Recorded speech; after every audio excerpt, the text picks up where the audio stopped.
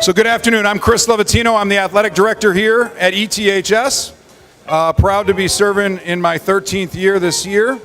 I'm also born and raised Evanstonian, class of 1991, and it's my absolute honor to be a part of this afternoon's Athletic Hall of Fame induction ceremony.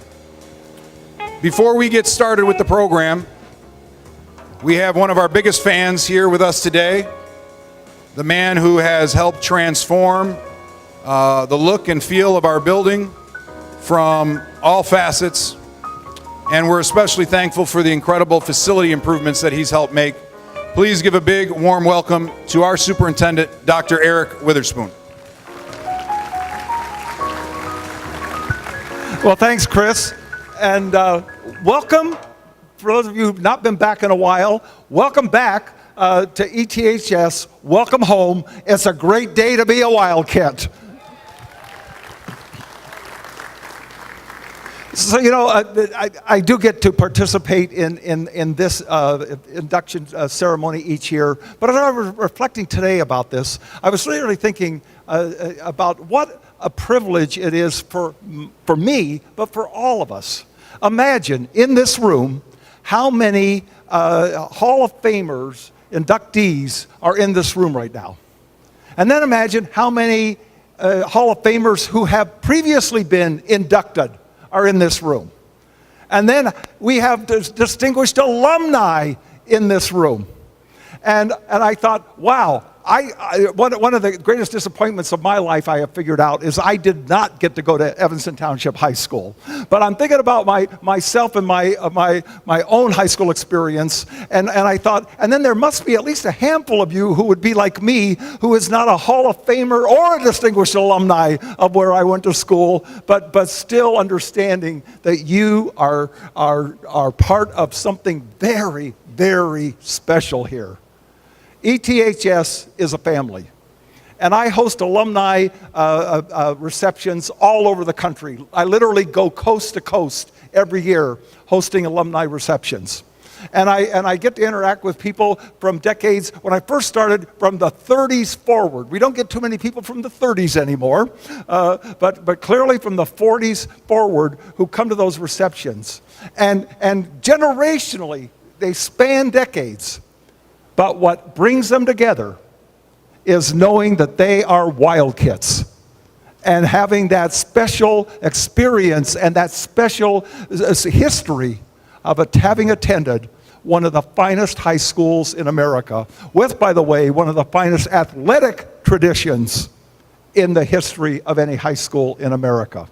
And today, those of you being inducted, I just want you to know that I and all of us here at ETHS, and I have no doubt those who have come here today as part of this celebration, are so proud of you, so proud of the legacy that you have left, and so proud of what you represent, not only for the history of this school, but for all these young athletes and students who have been and continue to come up behind you.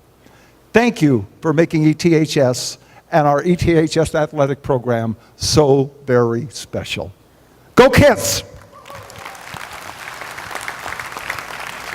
Appreciate you being here.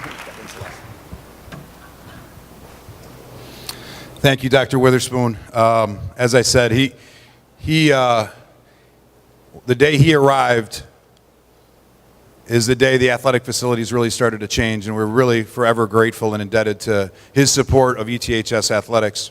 And also for the support of our alumni. Without our alumni, a lot of the projects that we've done and built and continue to work towards building couldn't happen.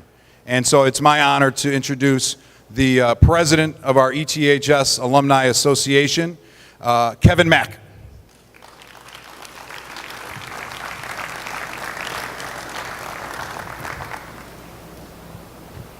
Thanks for being here. Yep. Thank you guys for being here, and Dr. Witherspoon, thanks you on behalf of the current administration, and I just am here to thank you on behalf of the 60,000 strong alumni of ETHS. Between you guys here, and we're talking about professional athletes, people that have gone on to go to the Olympics, And the Distinguished Alumni Award winners, people who have gone on to have high positions in government, leaders in the science and technologies, the academics of the world, the alumni here are what make this current high school possible. It is a reputation that you guys have built as you have gone through here and gone on to live your lives afterwards that allow us to raise dollars, allow us to build these amazing facilities. And so we just want to thank you on behalf of that. I also have 2 shameless plugs I have to give before I get off the stage. The first is to let you know you guys will be featured as we do every year. The inductees will have an article in the kit which is coming out soon. If you want a copy of that, this is a really long email address, so please don't have to remember it in your mind, but you can ask me. It's alumni@eths.k12.il.us, which you will never remember, but that's the best way to get your electronic copy of the kit. And then because we do have some swimming honorees here, we want to let you know that this fall is the 100th anniversary of the dual meet between New Trier, the real New Trier, and Evanston Township High School. And for that, we have set up some really cool events. That's going to be December 14th. So again, if you're interested in that, please send an email to that lengthy address. And I will step off the stage now, and let's get on with the celebration. Thanks for being here.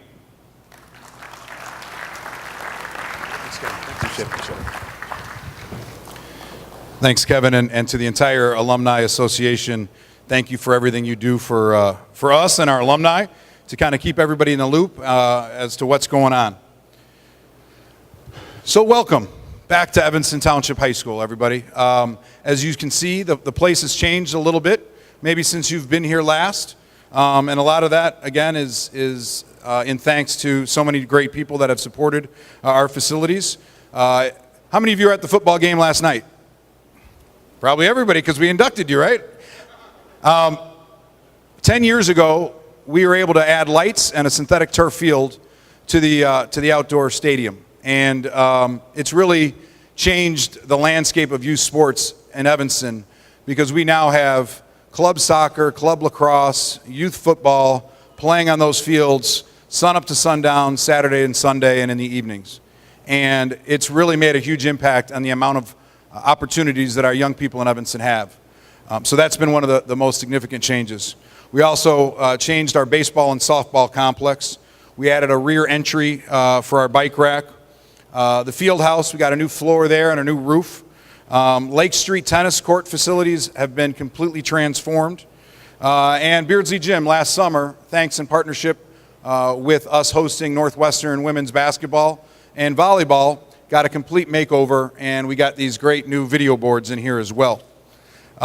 This past summer, the Burton Aquatic Center got a new roof and a new filtration system. And many of you, as you walked in, probably looked over to your left and were wondering, what is this new thing going in? We have a brand new athletic entrance at the rear of the school. That's going to be a hardened security entrance. That's going to provide an elevator to the second floor. That's going to provide bathrooms up at the second floor gyms, which we didn't have before.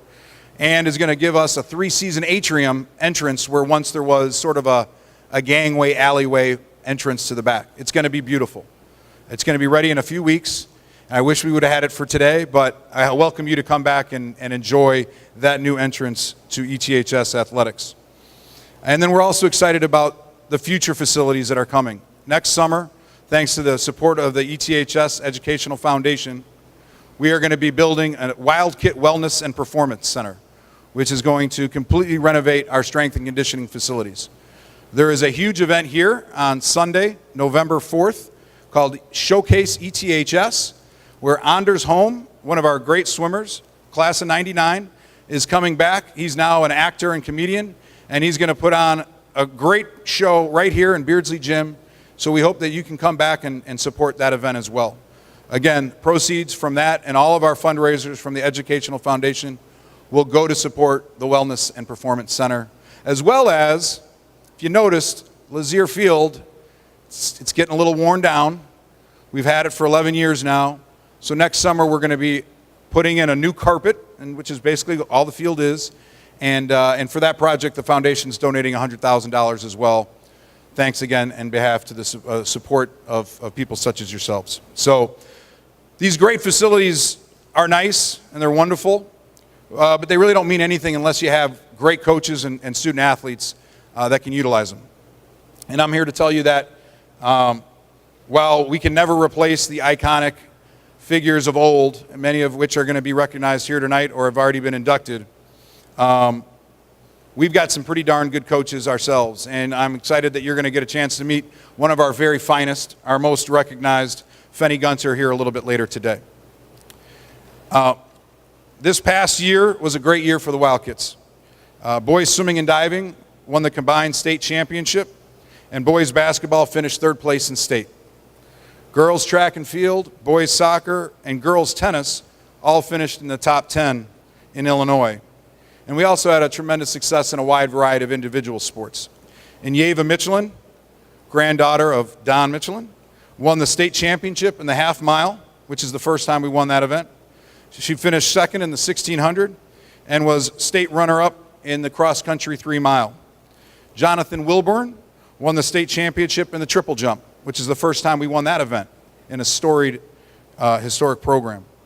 And we also had state runner-ups in girls tennis, boys diving, and state medalists in swimming and wrestling. So it was a great year.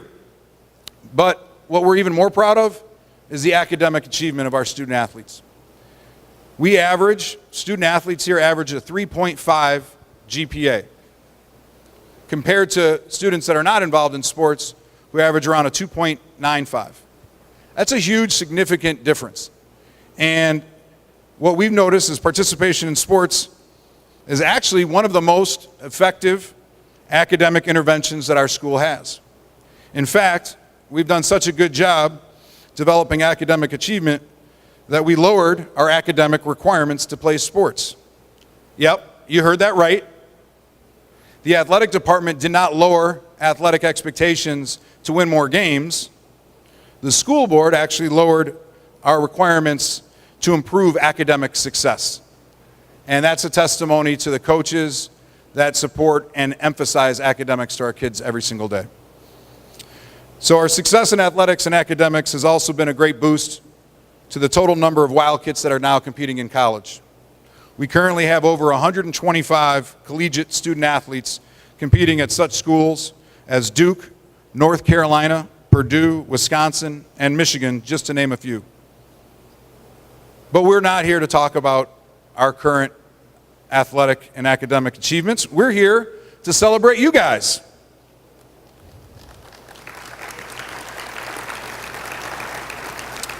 And the legacy that you have left for future generations of Wildcats. I'd like to recognize 2 members of our committee that are here with us today. Henry Cohn and Nicole Parker. Could you guys stand up?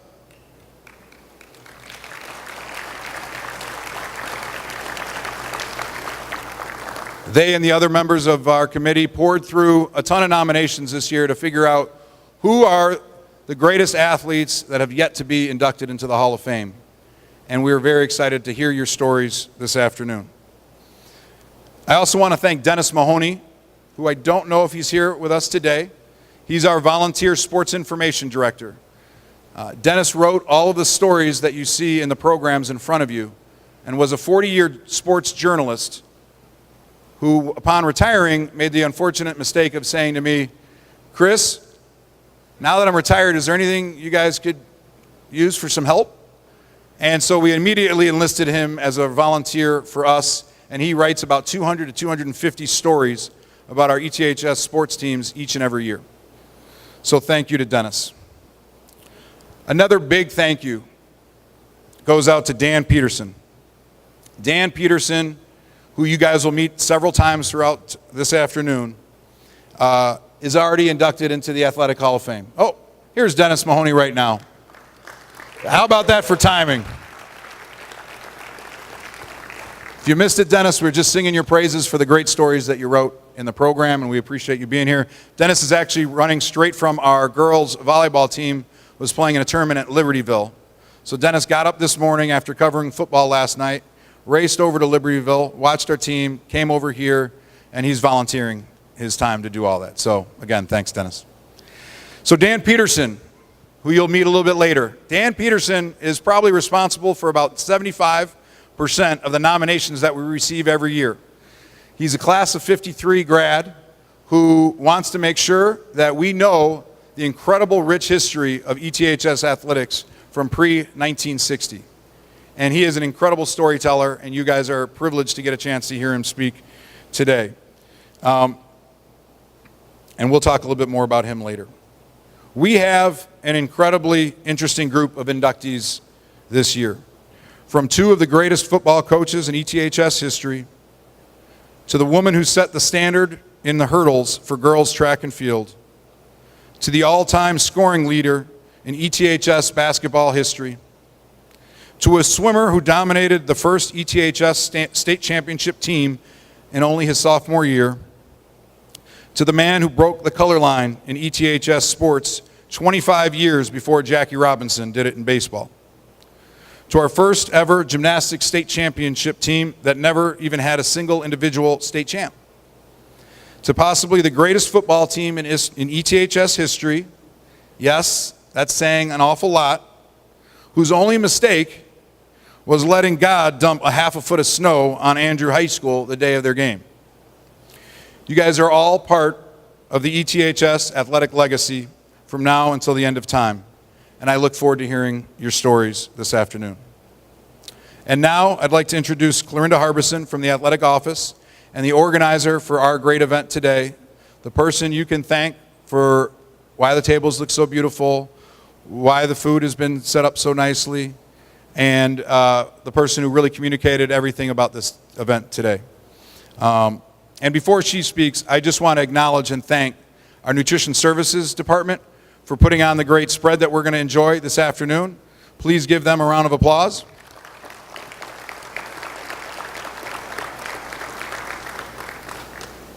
And please welcome Clorinda Harbison.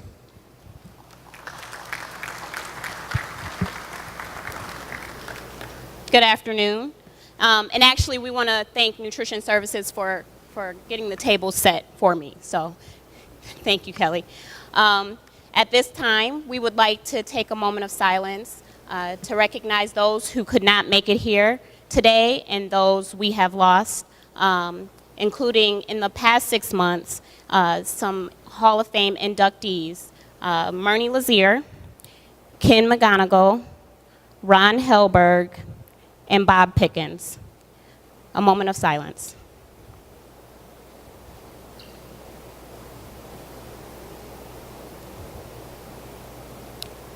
Thank you. I will be walking around to tap your tables to release you to get the food in the back. There's 2 buffets set up, so there's going to be 2 lines, and at this time I will be doing a little table tapping. So you guys enjoy the delicious food prepared by our Nutrition Services team. Thank you.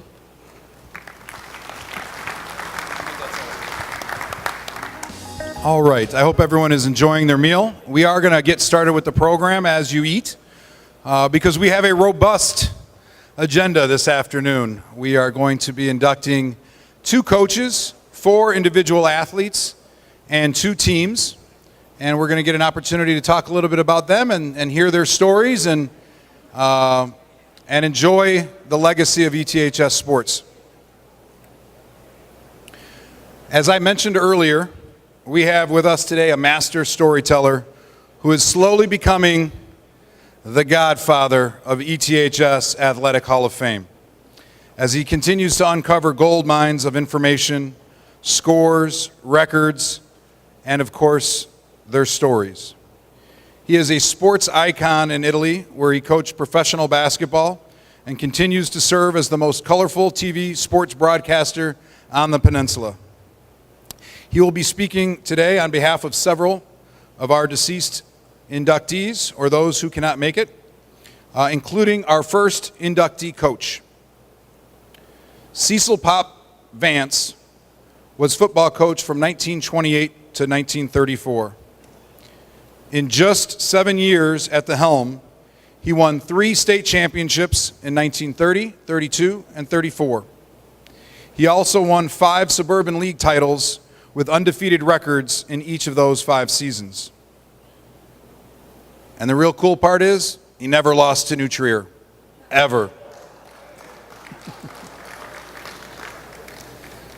To accept this award on Coach Vance's behalf is one of his most ardent supporters and our greatest storyteller. Please welcome to the mic, Coach Dan Peterson.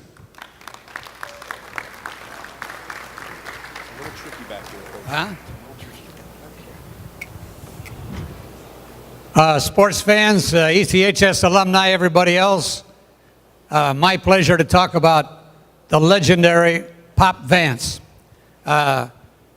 He was a product of World War I. He was born in Olympia, Washington, went to Washington State, then transferred to Montana, where he was a very fine football player. Back in the old days when people used the drop kick, you know, like they do in soccer football to kick extra points and field goals, specialist in that. Graduated from the University of Montana in mining and engineering, went into forestry, became a football coach in Minnesota. Then he went over to Proviso. I don't know how he got to Proviso from Minnesota, but he got to Proviso for 1 year, and then he came here. Everywhere he went, he won a championship, a big championship. Okay, I'll get to that in a second. And he went to Hibbing, Minnesota, where he had some great teams up there in the northern part of Minnesota. Then he went to Proviso, did not win a championship. Came to Evanston in 25, 26, and 27 under the great John T. Riddell, and they were state champions in 26. So he was part of that. And then he won, as Chris said, 3 state championships, 30, 32, and 34. And then he went to Northwestern as backfield coach, and they were Big Ten champions in 36. And in the program, it mentions that he developed Dennis Mahoney mentions rightfully that he developed Clint Frank, who went on to win the Heisman Trophy at Yale, a halfback. But he also had a tackle, Bob Hoel, H-O-E-L is the way you spell that name, went on to be All-American at Pittsburgh and played in the NFL off the 1930 team. Clint Frank off the 32 team, and then Bob Voits off the 34 team, All-American tackle at Northwestern, coached Northwestern to that great Rose Bowl win in 1948. And Pop Vance was a coach that was ahead of his time. We've had several coaches at Evanston. As Chris said, I'm the pre-1960 guy. John Reel is in the era, as I say, after 1960 when there was the state playoff in football. But in the pre-playoff era, Pop Vance, to me, was one of the preeminent football coaches at Evanston. First was the great John T. Riddell, and then Pop Vance, Bob Rice and Carl Plath were not in yet. I hope they're in someday. And, of course, the legendary Myrnie Lazier. Well, Pop Vance is the only coach, as Chris pointed out, he never lost to New Trier, the only football coach in Evanston history with more than one season, never lost a 6 wins, 0 losses, 1 tie his first year. Somebody's going to have to come along and beat that record. That's going to be hard to do, okay, because they're a powerhouse. But Pop Vance did it. He was a genius. He was ahead of his time. He was an offensive creator. As a matter of fact, today they hire in football an offensive coordinator. That's what he was. Lynn Waldorf, Pappy Waldorf, who was the coach at Northwestern, hired him as backfield coach, and he had Don Heap, who's in our Hall of Fame, was on a halfback on the football team. And Pop Vance was basically the genius behind Northwestern's great 1936 football team. So the man was a champion wherever he went, and it's really an honor for me as a former coach to tell his story and Chris to accept this award on his behalf. Thank you very much.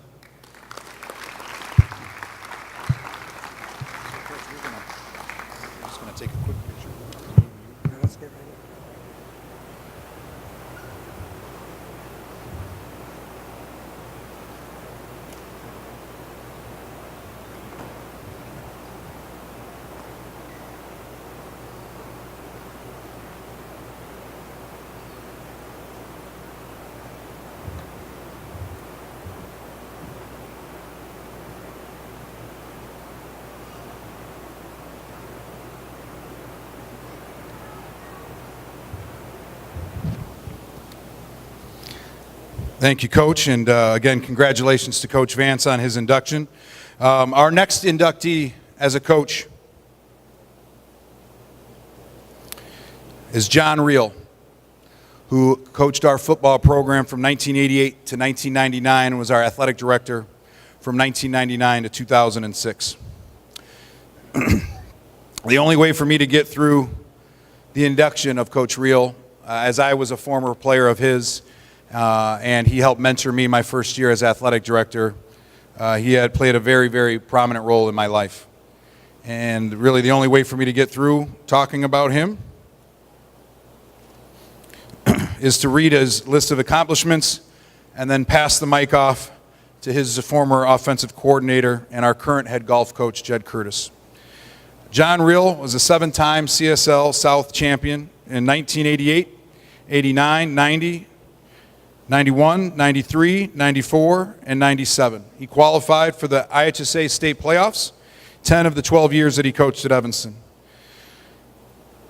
Advanced to the state semifinals in 1994 and the quarterfinals in 1988, 90, and 97. He helped develop 48 Division I collegiate football players and 4 National Football League players, including one of them who's with us today, Cecil Martin. He is inducted into the the Illinois High School Football Coaches Hall of Fame. To give a much more personal introduction, please welcome Jed Curtis.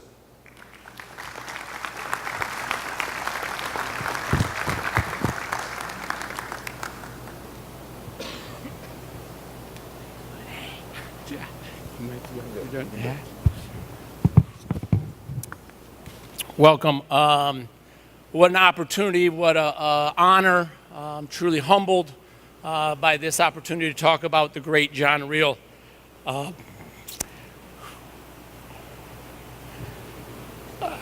When Chris asked me to do this, I said, Chris, I don't know if you do. I don't know if I'll get through this. But I think he had a message that is important for a lot of the young people here today, and especially the coaches. And so I'm going to do my best. When I thought about what I wanted to talk about, there's 2 stories that pop out to me, and one I'm actually stealing from Coach Reel himself that he used to tell. And it was a story about how some of the youth coaches in his community that he lived in had called him and said, Coach, do you mind if we come over to your house and kind of pick your brain about some strategies for coaching football? And he said, sure, come on. We'd love to talk to you all about it.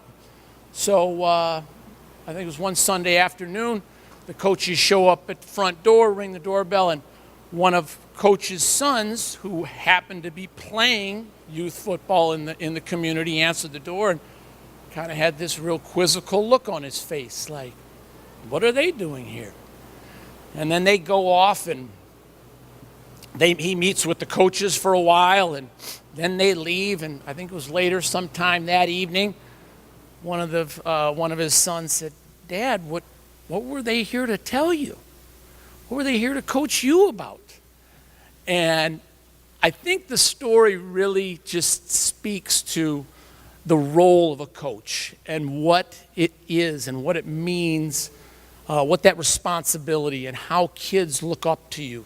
And I think Coach Reel lived with that in the back of his mind all the time. What a great opportunity and responsibility I have, the way these kids look up to me.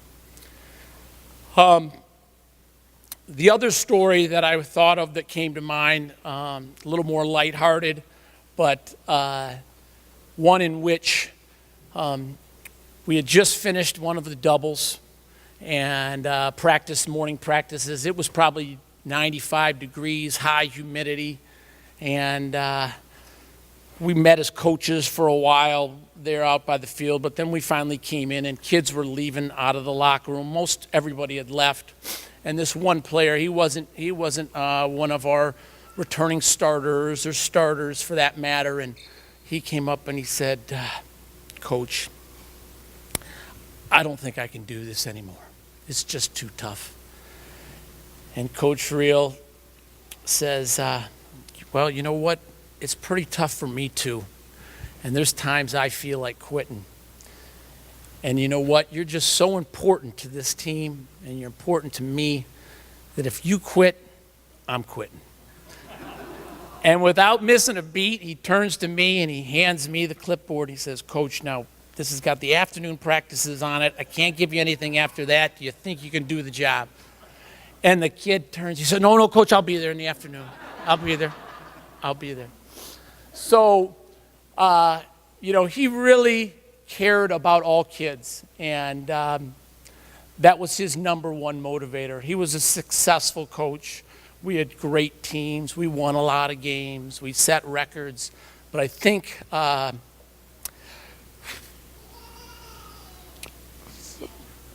the end of the day, it was about the kids. It was about doing something for them in a real positive way and taking young boys and turning them into men. So I'm going to end with a letter that I wrote him after his condition started to worsen a little bit. So I'll just read this. Dear Coach Reel, after receiving a few emails about your current condition, I can't help but share a few things with you. First, there's no one else that has influenced my coaching or teaching as much as you have. I am extremely proud to say that. For all the years that I was fortunate to work with you, I was continually studying the way you coached and interacted with kids. I watched how you truly cared for all kids that you coached, and not just the star athletes. It was every kid.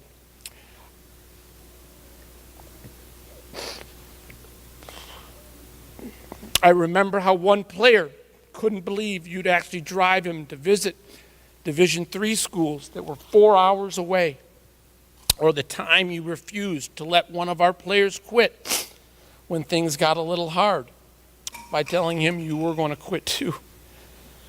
You taught me how to be firm but fair with all players. You taught me always to look at things from multiple perspectives and to always look for solutions rather than excuses. I'll never forget the time one of our players said he couldn't make it to practice one day because he had to babysit his younger brother and sister, and you told him to bring him to practice and you'd watch him. You taught me to always count my blessings and be thankful for the opportunities I had. You taught me to coach and live with enthusiasm, and in doing so, I would inspire others and create energy to do great things. You taught me to love what I do and to love the people around me. Most of all, you taught me about serving others, to understand the great opportunity and responsibility coaching young men brings. I've never and will never forget the great times we spent coaching young men together. I want you to know that while you were coaching players, you were also coaching me. Every kid that I now have the opportunity to teach and coach has a part of your teaching and coaching, and for that, they are truly fortunate. And I know we have a lot of young players here that went into coaching, and I'm sure they're thinking the same thing. They have an opportunity now to share what he taught them over the years. So, thank you, Coach, and love you.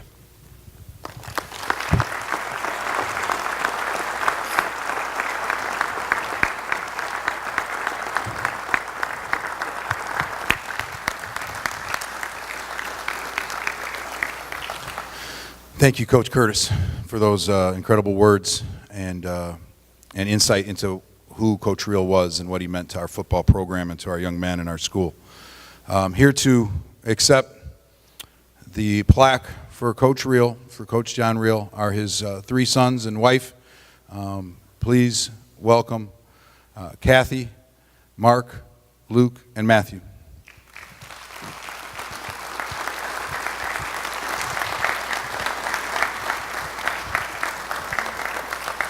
So you guys say whatever you want to say, and then Thank you. Appreciate it. I was told we didn't have to speak. It's a great day. I think Jed hit the nail on the head. Thing that struck me was the people that are out coaching and influencing young men right now, and touching to us and to the family, just the sentiments, the kind words, things that you can't pay for, things that can't be bought, and just the camaraderie. we joked, and this includes myself. My light story was when I scored in the game in '93 at that same field. My dad did not have a happy side about that, for those of you that were there. But the connection that he had to Evanston, and last night hearing the story about a young man that he had coached, had been at another school and said, "You have to come back." I did not know that until last night. So I know Evanston was very special to him. I know lots of people in this room were very special to him. And the fact that people came from so far and spent so much time just to be here on a Saturday afternoon when life is busy and difficult for many people, it's a testament, hopefully, to him. And it's truly touching to us, speaking on behalf of the family. This is a family, and we're forever grateful. Thank you so much.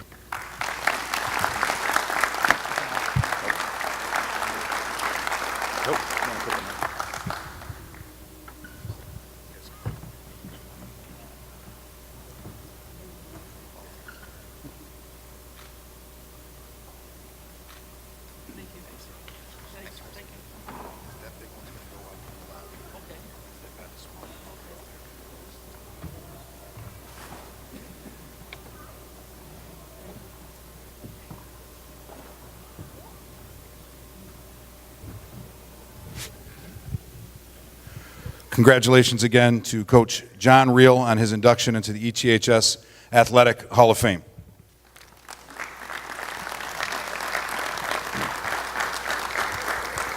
As you can see on the table in front of you here, we have 8 large plaques, and hopefully as you arrived today, you came through the lobby of Beardsley Gym, and you'll see that all of those plaques, the large plaques, are on the wall for everybody to see for all time, the great accomplishments of our inductees.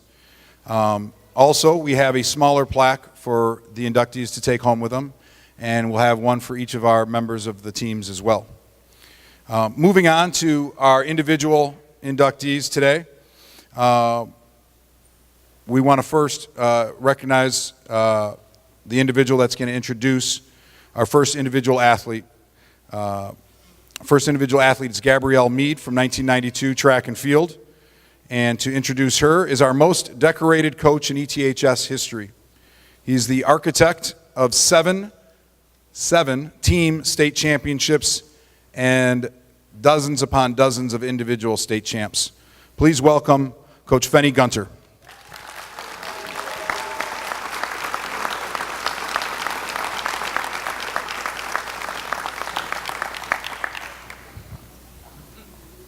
Thank you, Chris.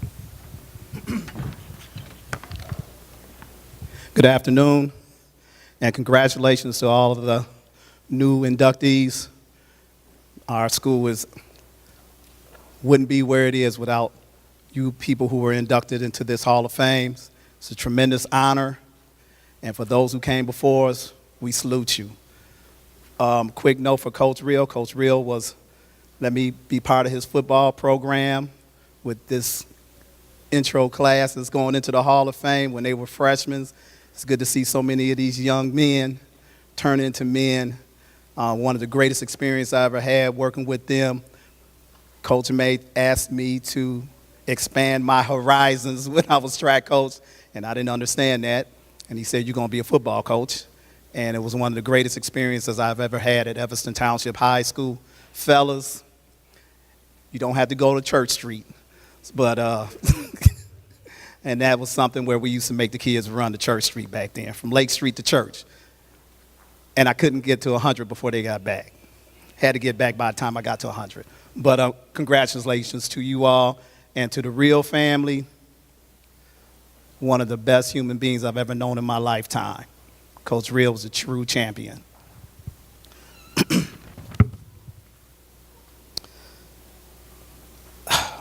Let's see. A 6-time All-Stater, a 6-time Illinois High School State Association sectional champion, an 8-time conference champion. This young lady was the true team role player, individual who came into high school like so many athletes with not a clue of what she was going to encounter when she got into the high school. worked her way up like so many of our athletes from a freshman to sophomore year where she first got her experience on the varsity, junior year where she had an exceptional junior year, and senior year where she closed it out with helping our team, being one of our captains, finish up in the 6th place spot. Her honors are just outstanding. Again, a young lady who had no real track background when she came into Evanston Township High School, to be able to be, an individual who attained so many state medals in a short period of time, over a 2-year period, is just outstanding. A true testament to believing in the process, understanding what it took to do the hard work, to have the opportunity to perform at the highest level. And when she was able to perform at the highest level, she performed. The one thing about our sport, and I guess a few other sports, the highest praise you can get from some of your competitors, especially the ones that you in some dogfights with year in, year out, is when they compliment certain athletes on your squad. And for Ms. Meade, she had the highest tribute from a coach and a program that had produced gold medalists in our Olympics from East St. Louis, Illinois, where they didn't refer to her by her first name. They just referred to her as that Meade girl. And they understood she was all business, a silent assassin. She would walk by you, and all of a sudden you would be a little bit shorter because she done cut you off at your knees and you didn't even know it. Very effective at what she did, no-nonsense individual, did her job every day. An outstanding student, was one of our rare kids, as far as I know, who actually made the Illinois high school all-academic team as an athlete. I don't think we've had too many, and I'm quite sure we've had kids try to get in there, but for whatever reason, the state didn't select them. But she was one of our first, and we're very proud of that. Again, student-athlete first, not athlete-student, and she was a true student-athlete. Without this young lady, she was part of our Big Three in 1991 when we won our first team state championship. Just did an outstanding job. Coach Seibert and us, the rest of our coaching staff, couldn't be more prouder of this young lady. A true honor to have been able to coach her. And I give to you Gabrielle Meade.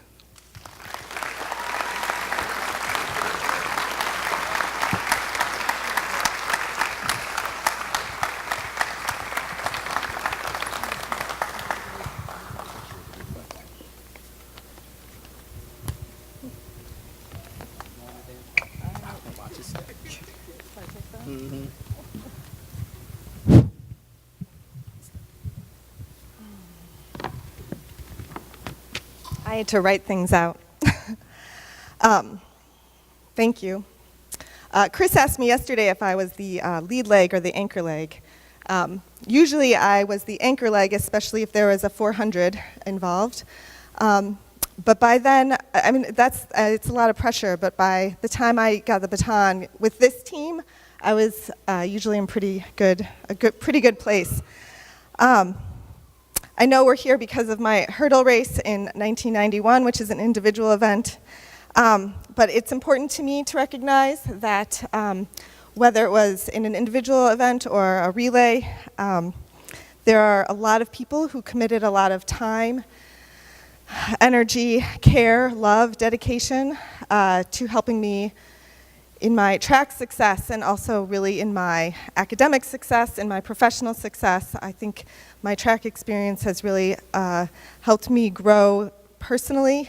I think that it has made me a better wife to my husband Joe, who is here, a better mother to my kids Aishatu and Mariana, who are here.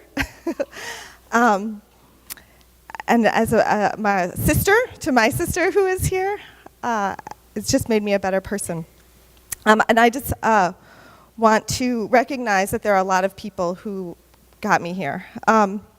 Finney taped up pictures and articles all over the wall of the field house, and and told us about all of the girls who came before us and how important it was to honor the work that they put into getting us to where we are.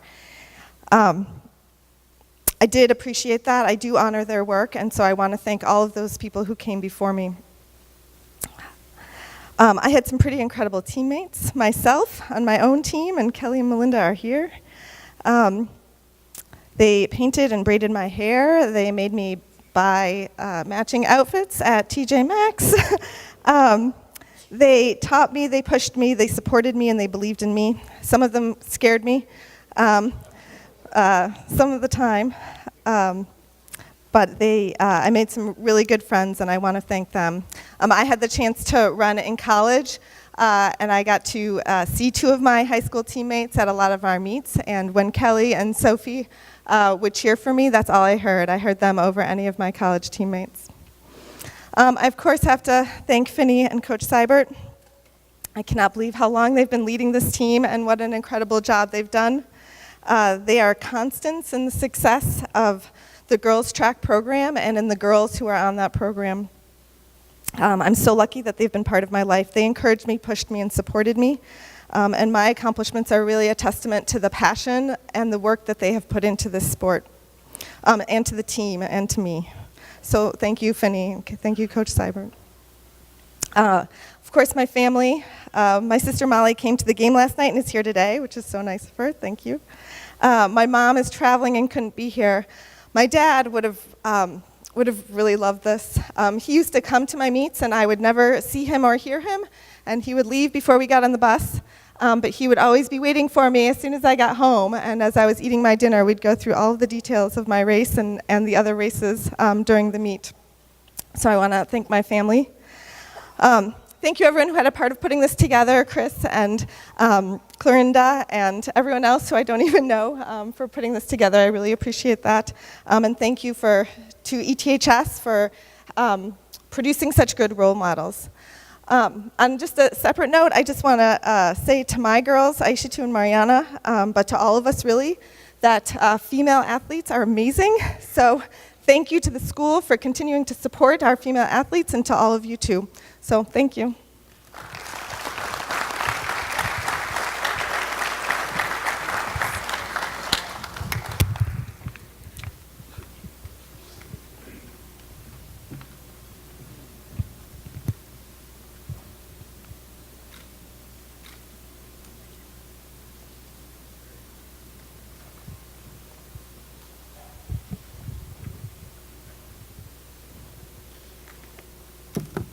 Congratulations again to Gabrielle Mead, 1992, track and field.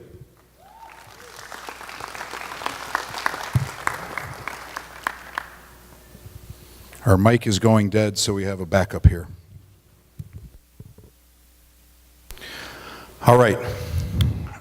Our next individual inductee is Javon McGarry, class of 1989, and boys basketball player here at ETHS. To introduce Javon, please welcome one of our former Athletic Hall of Fame committee members who coached soccer at ETHS from 1979 to 1994 and basketball from 1984 to 2006. Probably a lot of our 97 guys know him as the director of Olympian Sports Club and a mentor of mine. Please welcome Jerry Murphy.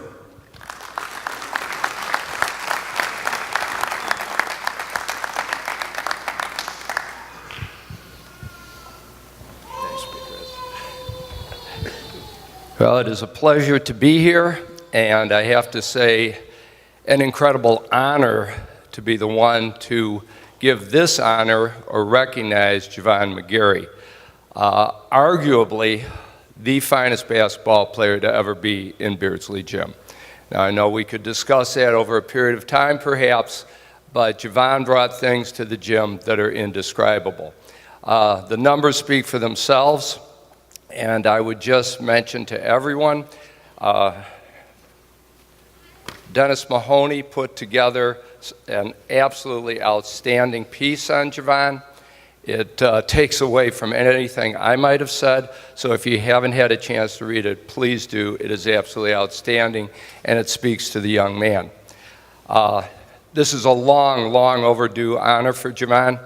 I was privileged to watch him play 3 years at the varsity level, and actually I saw the young man and was blown away when he was an 8th grader playing FAM, I believe it's the Trailblazers, over at Fleetwood, Jourdain, and I was just stunned. I was there, my younger son was on the team at the time, and I was stunned to watch what I was seeing. And I was told, oh yeah, because I knew nothing of Javon at this time, and I'd been in Evanston forever. They told me, oh yes, he recently moved here. He's from the city. He's in his 8th grade year now. I said, oh. Talked to Coach Hart about it. I said, might want to catch this kid and see what you think. This was long before the days when 5th graders and 6th graders were being talked to and, in quotes, recruited to come to whatever high school. This was a time when essentially you went to the school in the district where you lived.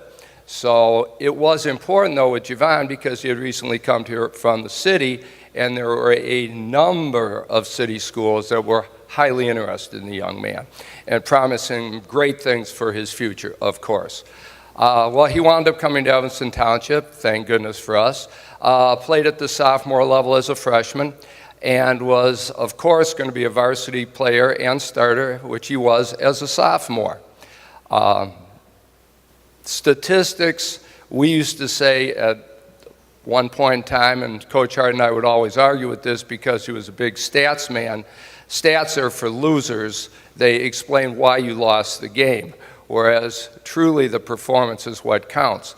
Javon's stats are highly impressive, but not as impressive as what those who had the opportunity to see him in person would say about it. I still bump into one of his former teammates sometimes at a local gym, and he always brings up, can you believe the way that kid got off the floor? Because it is, Dennis and I have talked about this a little bit in preparing for today, it's indescribable. All I can say, and Dennis mentions it in his written part here, he was off the floor, others were still on the floor. And we used to sit there on the bench and, well, how is this possible? Why is there only one kid in the air? Well, it's indescribable, it is impossible, but he did it. And he was recognized by those that watched and saw him play. He was two-time All-Conference, deservedly so. He was consensus All-State as a senior. He went to Kankakee Community College where he was All-Conference his second year, and then went on to play at Western Illinois and was an immediate starter there. With the statistics for Javon that really didn't grab a lot of people, I guess, is another strong word with athletics, and that is consistency. Javon wouldn't hit you for 35 one night and then come back another time and have 12. Javon was between 17 and 25 every single game. He could be counted on. Rebounds. He didn't come at you with 15 one night and 5 the next night. Javon was double-digit rebound every single night. It was a given. Also for Javon, he led by example. He was always the first one up and down the floor. As a big man, in quotes, he was playing center for us at about 6'5". He was able to convert a lot simply because he was the first man down to the offensive end, which is pretty incredible when he had had the rebound at the other end of the floor. So it was able to get some nice ones for him that way. A couple of stories that really stood out in my mind that impressed me tremendously, and those that were at the games also. During Javon's years here, we played a couple major programs. We played East Aurora out at what was then the Horizon, which shows how far back we go, now All-State Arena, in a special game or a highlight game, spotlight game, whatever they call them these days. And he played against a young man named Thomas Wyatt, who was also All-State, went on to University of Utah and was second team or something All-American. At any rate, Javon obliterated him. It just destroyed him. We won. It was a highly impressive win. But what was impressive to me was here was another young man who came in with outstanding credentials and was significantly outplayed. We then, in Javon's junior year, played in the super sectional at the UIC Pavilion, and there was a young man who was already All-State from Orr, a public league school we were playing. The young man went on, I can't recall his name, I apologize, went on to play at University of Illinois, Chicago, was a 2-year captain for them, an outstanding player, outstanding young man, All-City, all those accolades. Again, Javon destroyed him. So these two games stood out in my mind where he was pitted against outstanding individuals from other teams and dominated the game. It was, to me, a pleasure to have that opportunity to sit on the bench next to Coach Hart and just observe what was going on. And I think without question, he deserves to have been here many years ago, so it's just wonderful that he is here today. Something else we said to the young men back then, and hopefully, well, I know it still holds true today, you know you're not going to be 18 forever, which is kind of hard for those juniors and seniors especially to appreciate. Javon is here with his entire family just about today, which is a tribute more so maybe than what happened in the court, and it's great to see him here. I give you Javon McGarry, certainly deserve it to be in the Hall of Fame.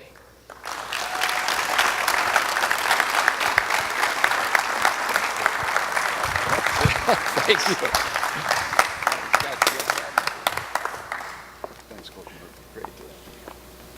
Thanks, Lavatino. This is your little plaque. All right. And then say a few words. Okay.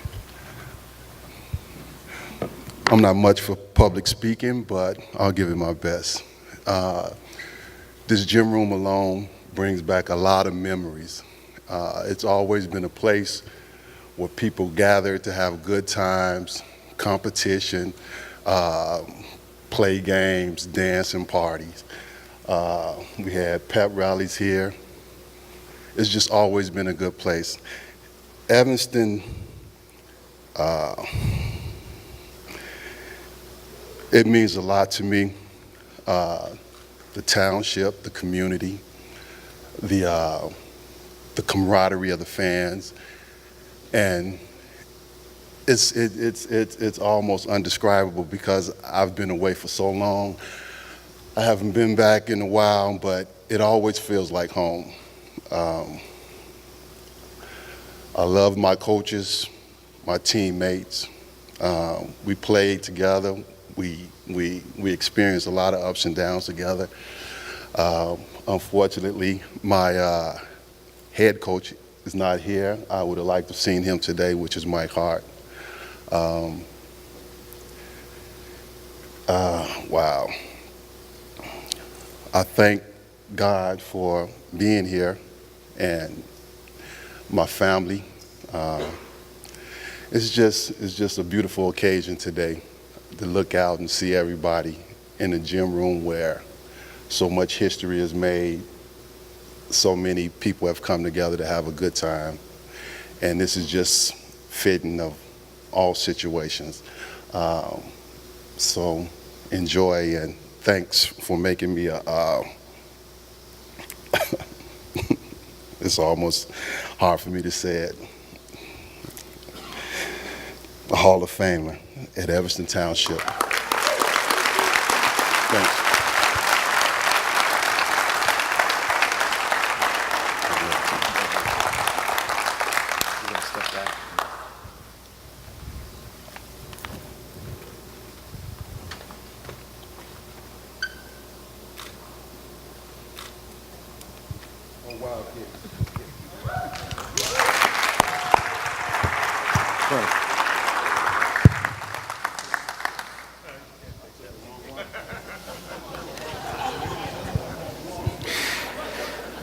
He's a big guy, so he took the big plaque, but we got to give him the little plaque back.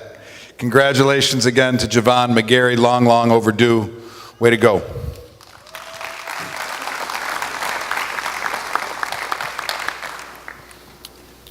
Unfortunately, our next inductee is not able to be with us. He lives in Connecticut, and his health condition would not allow him to travel to Evanston this weekend. Tom Alderson is a 1955 swimmer at ETHS, class of 1955. He was a member of 3 straight IHSA state championship teams for 53, 54, and 55. He's a 4-time state champion in the 100-yard freestyle, the 200-yard freestyle, and twice in the 200-yard freestyle relay, and was a state runner-up in the 100 free in 1954. To accept the award and tell us a little bit more about the incredible career of Tom Alderson, please welcome back to the stage Dan Peterson. Is it on? I enjoyed very much the story about Coach John Reel saying he was going to quit. I coached for many years, and I wish I would have used that ploy. Okay, that's one I missed, but that's a beauty. Okay, and I enjoyed Coach Murphy saying that statistics don't mean anything. Thank you, Where are you, Coach? You just, yeah, that was great. So I'm going to talk about Tom Alderson, who was a swimmer in 1955. That's 63 years ago. And certainly somebody would say, well, Peterson, they've broken all of his numbers, all of his records, all of his... I don't care about times. I don't care about what time some guy has in the 50-yard freestyle today. What matters is this, and Chris said it all. He was on 3 state championship teams in 3 years, and he won 4 individual state championships and took a second. So that's what counts. And Coach Murphy said it perfectly. He said, what counts is performance, what you do in your generation. In his generation, he was tops. We had never, ever won a state championship before 1953. And along comes this group of guys, class of 53, 54, and above all, 55, with the superstars. Dick Hanley, freestyler who's in the Hall of Fame.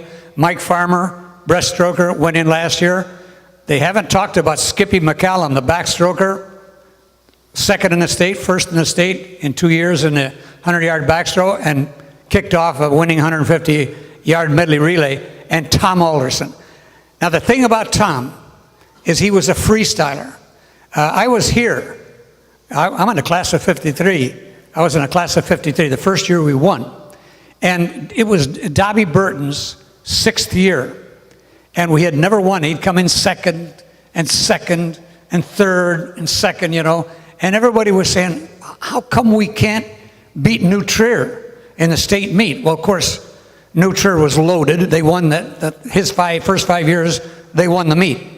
And it was in their pool, their beautiful pool, 8 lanes, perfect drainage system, a pool that was like 100 years ahead of its time. So they were unbeatable. Now, Dobby Burton, I don't know how many folks here remember Dobby Burton. He was a character, and he talked straight out. No coach talk. He was like the coach that talked about John Reel, like Coach Murphy, just straight out. He said, people said, how come we can't beat New Trier in the state meet? We beat them in the dual meet. We beat them in the suburban league meet. Why can't we beat them in the state meet? And Dobby said, we're not going to beat New Trier in the state meet until we can beat their freestylers. Because the freestyle is a big event. The 50, the 100, the 200, and the freestyle relay, and 1 leg of the medley relay. And at that time, there were only 7 swimming events. That's 5 right there. So you needed freestylers. And New Trier was loaded.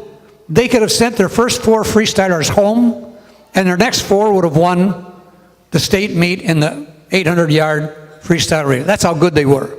So we didn't have the freestyle. Along comes Dick Hanley and Tom Alderson, and in the first event, I was there at the New Trier pool to see the meet in 53. First event, right out of the bat, is the 50-yard freestyle relay. And so, we're saying, who's swimming for us? He's a sophomore. And I'm thinking, oh, well, at least the kid will get some experience, And what's his name? Alderson. I never heard of him. He transferred up from Chicago a couple years ago. He was an unknown to the most of us, okay? Gun goes off, he wins the 50. All of a sudden, we knew who Tom Alderson was. And we're saying, whoa, freestyle, New Trier, in New Trier's pool against their guys, first event, right out of the box, he wins. Maybe this is the day, and it was the day. And he was a key guy in all of those things. So somebody can tell me that such and such a swimmer, or all these swimmers have broken his times, I don't care. Tell me when somebody wins 2 individual state championships and 2 relays, and is on 3 state championship teams. That's the performance. Thank you, Coach Murphy, for that input there. And Tom Alderson trust me, was a performer, and he is worthy of this induction into the Hall of Fame. Chris, I'll give it back to you.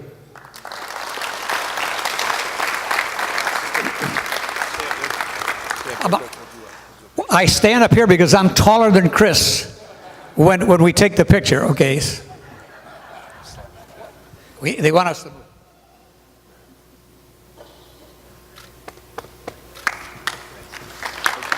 Back up for Homer here in a second. Okay.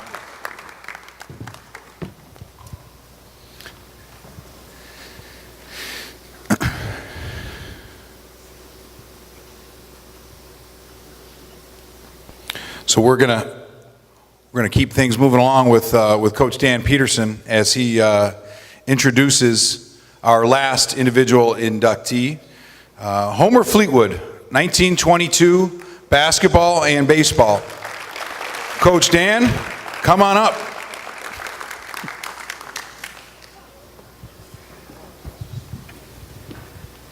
Well, this is an honor for me because I know Homer Fleetwood II is here. Nobody called him Homer. No, he was Fleet to everybody. And it's impossible to explain it. Maybe not everybody knows that. They're not my age, you know. They weren't growing up in Evanston at the time when Fleet was Fleet, and he was the godfather of sports on the west side. Okay, I call him the mayor of the 5th Ward. He was just a tremendous guy. Now, he played basketball and baseball here at Evanston, class of 1922, and he had the privilege of playing under two great coaches. As a sophomore, he was under James W. Bixby, whose team went in last year, the 1917 team before Homer came to Evanston, which won the national championship. And he was a legendary coach, and probably the best coach in Illinois. And in baseball, he played for Dayton Merrill, who was unquestionably the best baseball coach in the state. Sent one guy into the major leagues, many into the minor leagues, college sports. So he had good coaching. And he was a very good player. He was a second team All-Suburban League in basketball. He was a catcher on the baseball team. Very, very good. And he was probably one of the first black athletes here at Evanston High School. If you go back and look at the yearbook, there weren't too many black kids playing basketball, baseball, football. He was a breakthrough athlete. But he's not in here as an athlete. He's in here as something much, much, much, much bigger. Okay? He was the greatest single influence on kids in the 5th Ward, the West Side. He was a father figure, a big brother. Like I said, the godfather. He stressed to these kids, don't drop out of school. You know, you hear these stay-in-school programs. He did this 70 years ago. Okay, he was saying stay in school, get your high school diploma, stay in sports, don't give up, work on your grades, go to college if you can, come back, give something back to the community, be a good citizen. He was just a tremendous influence. I want to tell you about a couple of people that I'm sure he influenced. He influenced everybody, but I'll just tell you a couple of stories. I could go on and on and on. I'm in the class of 53, and there's Lou Weathers in the class of 53 there. We know Don Washington. Okay, there's Lou right there. And I'll get Lou up here in a second. And Don Washington was in our class. Now, my dad was a lieutenant on the police force here in Evanston, and Don Washington was one of his guys. And the day Don Washington made lieutenant, my dad, and Don came up under Fleet, okay? I lived in Italy. I was coaching basketball in Italy. My dad never, ever called. Never. My mom always called. So I pick up the phone, I hear my dad's voice, I figure my mom had died or something, you know. So I said, Dad, what is it? He said, Don Washington made lieutenant. So he was very proud of Don. We're very proud of Don, you know. Another guy, Andrew Rodez, was the state champion in the shot put in 48. He was on my dad's shift. And I want to tell you about three guys. Class of 51, Bill Logan, William Logan. He was on my dad's shift also. He's in the Hall of Fame with the 49 football team that went in last year. He was an end as a junior. Senior year, the next year, they were 7-1, and he was all suburban. Went to Western Illinois, Korean War, he went into the armed services, came out, got his degree, went to work for the Evanston Police Department, became chief of police in Evanston, Bill Logan. And my dad was He was a lieutenant still, and he'd retired. But my dad was very bitter that when Chief Kelsch retired, they went to Oklahoma City to get a new chief of police for Evanston. He was very bitter about this. So when Bill Logan made chief, he called me and said, finally, we have an Evanstonian as chief of police. And he said, Dan, he's a college man. He was very impressed by that. So that's one guy. We're in the class of 51 still. I talked about this guy last year, George King. He was a junior. He's in the Hall of Fame with that 49 team. He was a halfback. He was more than a halfback. He was a sprinter. He scored 9 touchdowns his junior year. To see George King play, it was a joke. They'd hand the ball off to George King. He'd go through the line of scrimmage, and if they didn't tackle him right there, he went 75 yards for a touchdown. He was so fast. So that George King. So his senior year, he comes back. He gets a broken leg, George King, in the second game of the year against Morton. He's out for the year. We go 7-1. We lose to Proviso at Proviso in the rain, 14-12. With George King, we win the game. Okay? And George King was a great guy. How great a guy was he? President of the senior class at Evanston High School. First African-American to earn that honor. Not because he played football. They don't elect you president of the senior class at Evanston because you play football. They elect you because of what you are, the kind of guy you are. And he was an outstanding guy. One more guy, Dr. Charlie Thomas. I'm sure some of you know Charlie, okay? Charlie was terrific, all suburban football. How many guys do you know are such an athlete? And I saw Javon McGarry, who was, a huge guy. Charlie was a huge guy. Second in the state one year in shot put, and he ran the sprints. How many shot putters do you guys know that run the sprints? Okay, that was Charlie.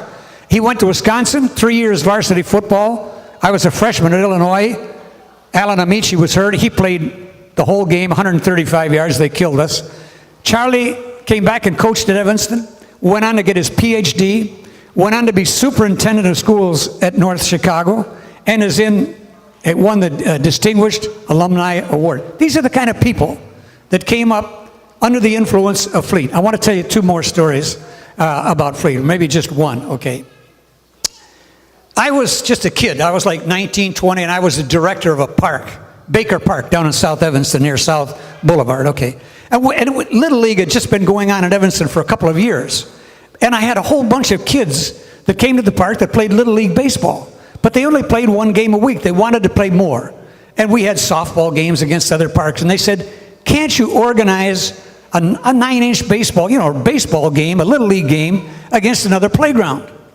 And I said, no, I can't do that because your coaches would say no. No, we'll ask our coach. I said, okay, if you get permission from your coaches, they all say, okay, I'll see what I can do. So they all asked their coaches, and their coaches, they figured this was nothing. Okay, they said, sure, fine, go ahead. We don't have any objection. You go ahead and play. Where do I go? There was only one place to go, Homer Fleetwood. I go out to Foster Center, and I see Fleet, and I say, Fleet, this was the shortest negotiation. Chris, you negotiate, you hire coaches, you make contracts. You never had such a short negotiation in your life. Okay, I said, Fleet, if I get a bunch of kids to come out here and play a Little League game against your guys, can we do that? Yes. That was the negotiation right there. And he said, one thing. I said, what's that? We can't do it under the lights because somebody'd have to pay for the lights. We can do it at 6 o'clock. 6 o'clock, it's a deal. Monday night. And so, but I messed it up. I had our kids come out in their Little League uniforms. Big mistake on my part, okay? And we had an agreement that we couldn't use any pitchers that were pitching in Little League. That's the only thing the coaches said. And every kid could not pitch more than 1 inning. This thing. And the umpires were myself and Fleet.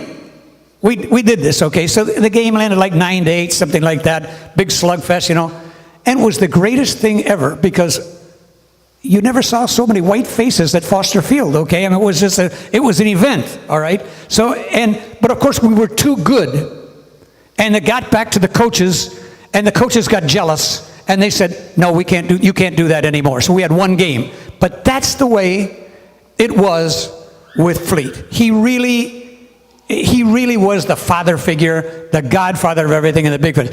I got Lou Weathers sitting there. He's in my class of 50. Lou, please come up here and I obviously didn't grow up in the Fifth Ward, but Lou sent me an email recently knowing we were going to honor Homer Fleetwood today and wanted to know more about it. Nobody knows more than Lou. Lou Weathers in our class of 53. Lou, please tell us in your own words, Homer's, come on up here. We're taller up here, Lou. Okay, get up here. Okay, we look bigger. Influence on you and what he meant to everybody. Homer, we called him Fleety. And in high school, I was at Foster Field before it was named Homer Fleetwood. Fleety he handled that field like with an iron hand. You did something that you wasn't supposed to do, you couldn't come back there until your parents brought you back there. But I am honored to be here to know that he got inducted to this high school that I went to, and my congratulations go out to Dan, who inducted him, and his family, and I'm very honored. He was also a trustee at my church, Ebenezer AME, and I feel very honored, and he was a wonderful person, very wonderful person. Thank you, Dan. Lou, thank you very much, okay? Chris, I don't know what else to say, but he was like I said, the godfather. You know, hundreds of kids came up under him, and it's a great thing to have him come in today. Thanks, Dan. To accept the award, the induction on his father's behalf, please welcome Homer Fleetwood II.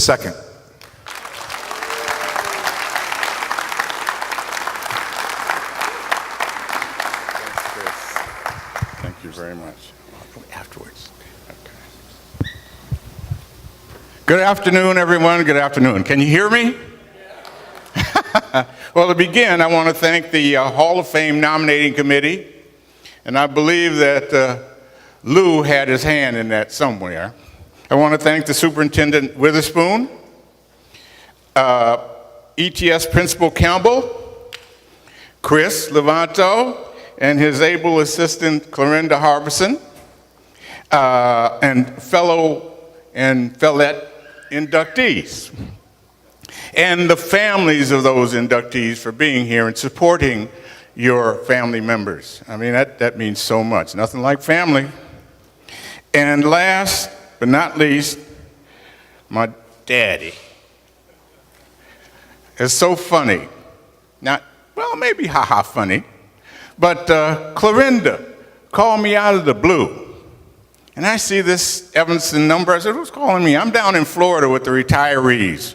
Way down there in Florida. They call it God's waiting room. With that said, she brought to my attention that my father was going to be inducted into the Hall of Fame of ETHS. I said to myself, Daddy? He's just Daddy. Little did I know that his fame went deeper and farther than I already knew it had. I thought it was enough that they named Fleetwood Jourdain Center after him. I remember when it was built. And prior to that, there's this little green clubhouse. Dan, I know you remember that. We had 2 rooms, the front room and the back room. Back room's full of equipment. You could go in there and check out anything. Didn't need to have ID. Didn't need to have to write anything. Just go in there and check it out. And you better bring it back. That said, I cannot tell you how much that place meant to me. There were swings for kids. I mean, when I was a kid, swings were everything. And a slide, baseball and softball fields. As a matter of fact, I was a member of the Little League baseball team at Foster Field. I used to get so far up under the batter till I got hit in the back of the head once with a swing. I stepped back a little bit after that. But he taught me how to play baseball. And like him, I was a catcher. Well, I tried. I don't think I could ever approach his level of skill and commitment, and in so many ways. His name carries weight far beyond Evanston, far beyond ETHS. I don't know how far because I haven't found the end of it yet. Now, my daddy was very proud of me. He said, son, he said, you're the worst son I have. He said, but Daddy, I'm the only son you have. And then later, as I grew, he pulled me aside again. He said, son, you know you're the last of the Fleetwoods. Ah, Daddy, let me get married first. Well, I did get married, and my wife, not my current wife, gave me 2 sons. Daddy was so happy till he flew out to Los Angeles just to see them. And I just want to introduce them and my family, my 2 sons, Channing and Asar Fleetwood. And with them are 2 of the people I literally grew up with, my cousins, Andrietta Ward and Harvey Whitfield, who's a retired shrink, by the way, so if you need any help, see him.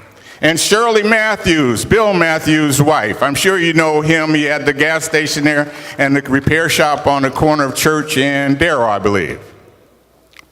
But that said, there's nothing like family. And I think I am prouder now of my father than he ever was of me. And so again, I want to thank all of you. This has been a wonderful experience. Wonderful. And God bless. Peace and blessings to you all.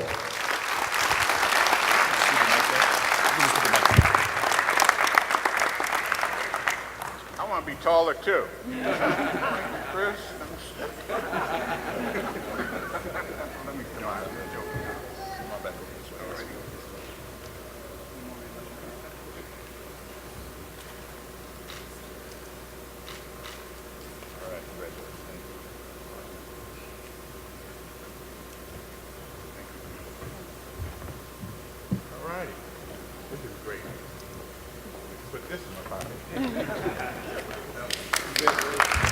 Congratulations again to Homer Fleetwood.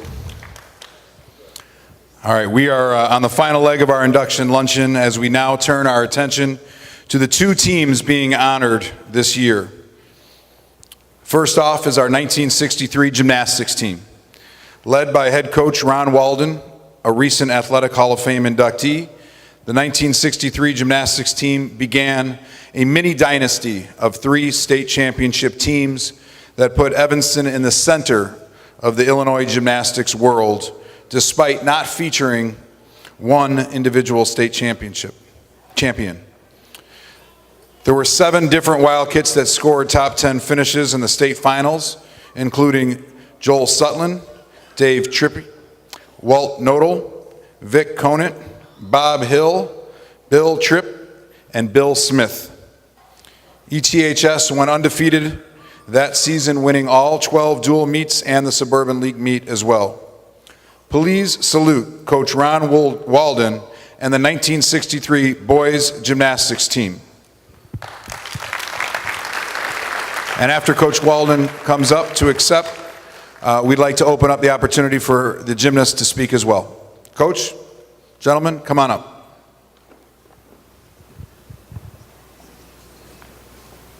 Congratulations, Coach. Thank you.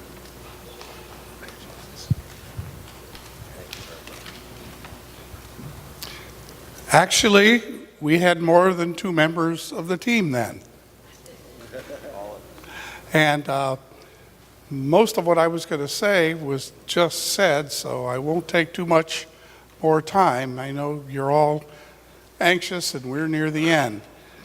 But it was a pleasure to come here at 21 years of age, start a program where neither Joel nor Bob had ever heard of gymnastics, and I don't think any of the others on the team had heard of it either. And certainly we had no background coming in.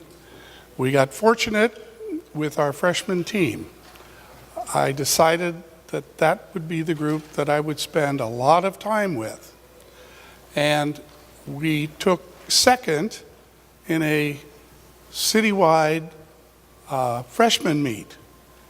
And we were only a few points behind Mount Prospect. So I said, 4 years of hard work and focused practice, and we can get better than they are. So our goal for these two and the rest of their teammates was to win when they were seniors. And we did that. And I'm very proud of that. I would say, and this was also pointed out, that we had no individual state champions. We probably could have, but we made sure that our performers wouldn't be trying fancy stuff that might cause them to fly off the bar and get a very low score. And it worked. Everyone performed very well at the state meet, and I want to thank everybody here. Last year, you inducted me into the Hall of Fame with the 3 state championships in 5 years, and I'm certainly grateful for that. Thank you. Joel, would you want to say something? Good afternoon. First, I have to apologize to Danny that I gave him some misinformation that is printed here about places won by individuals. As you can see, we're not spring chickens. It's been a lot of years since we thought about all of this, and I just simply didn't remember when he asked me. Coach Walden is exceptional. Yeah, he's terrific. Very special in that, if you think about it, I think he's only 6 years older than me. And he came out of college, as he said, as age 21. But there were some hints to his methodology that he mentioned, where he compared the performance of his freshman team that first year at state to the competition. He measured them and calculated that in 4 years he could move up 1 place. And that's not bad for a 21-year-old straight out of college. His genius was, I think, in his organization. He trained us physically so that we could achieve or learn the maneuvers in gymnastics that are required, more importantly than the maneuvers themselves. So he was building and building a roadmap for success. As you can read there, none of us knew what gymnastics was except for one lucky event. There was a senior that year, that first year, who was from Eastern Europe. His family had snuck out of the communist Hungary, and he had experience at gymnastics, and he was very good. His name was Alex Fresca, and probably through Ron's help, went on to Michigan and studied engineering, I believe. Regardless, I think there are 2 reasons why we won the state meet that 4th year. One was because of Coach Walden's method of making sure that whatever we were capable of doing, we did at the time it was called for. We were very consistent. We beat everybody on consistency. The other part is this high school and the traditions of this high school. In all of the sports, this is an athletic hall of fame. When you're part of a school whose swim team, tennis team, golf team, soccer team, football, basketball, baseball are all winners. There used to be a song, I don't know if you still sing it at the football games, Who We Are, everybody knows. That inspired us at the football games. We were very confident. And that goes, it includes academics. Yeah, Evanston is a terrific home for their children, their students. And we all, someone earlier mentioned, we all feel we've come home when we come to Evanston. And with that, I'll turn it over to Bob.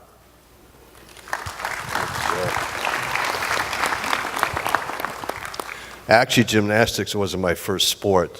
When I was a freshman, I wanted to be in sports somehow, but I was such a skinny little kid, and he called me Spider, actually. And but I tried out for wrestling, and there was a coach there named Elias George. Some of you remember him. And I spent, I think, 2 weeks in wrestling. You skipped over something. When he was called Spider, he could have been called Daddy Longlegs. Yeah, picture it. That's it. Anyhow, Elias George just scared the heck out of me. Can you guys relate to that knew him?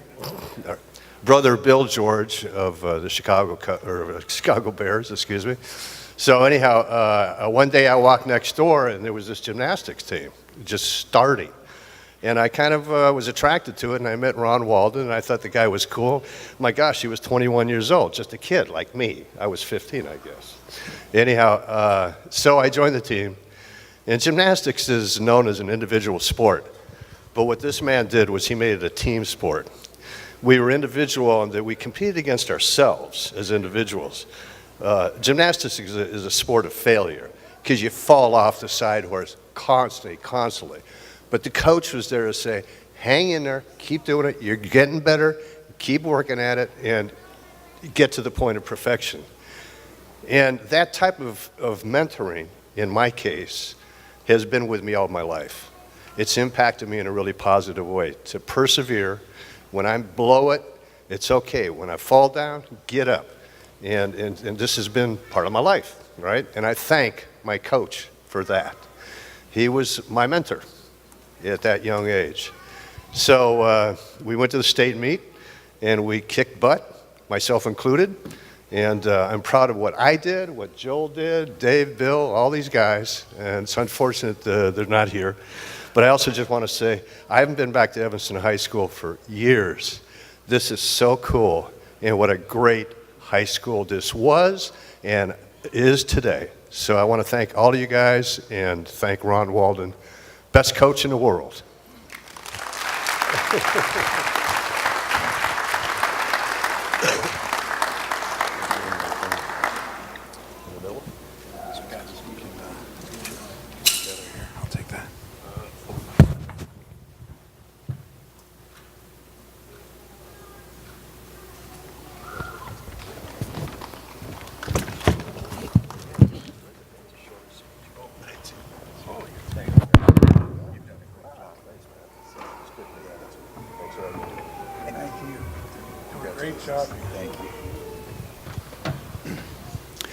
Congratulations to the 1963 gymnastics team.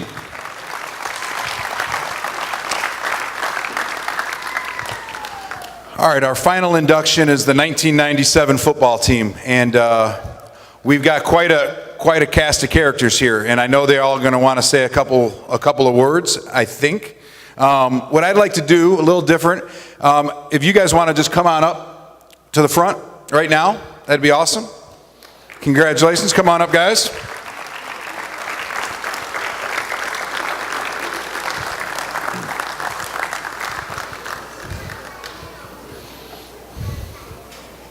Last night, thanks in part to the Trip Healy Foundation and a generous alum from the Murney men, these fine young men and the Murney men got together at a local establishment downtown Evanston and got to trade war stories and relive old times, and it was great seeing them together and with the old guard from the 60s and 70s.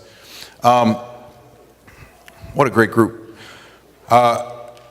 Coached by John Reel, the Wildcats were ranked #1 by the Tribune and Sun-Times and as high as #4 in the nation by USA Today. They were the first and only Evanston team to post a perfect 9-0 regular season record and tied the most wins by any Wildcat team in history with 11. As a team, they ran for over 3,000 yards that season and averaged 37 points per game as they won the CSL South Championship and advanced to the IHSA state quarterfinals until a blizzard intervened at Andrew High School.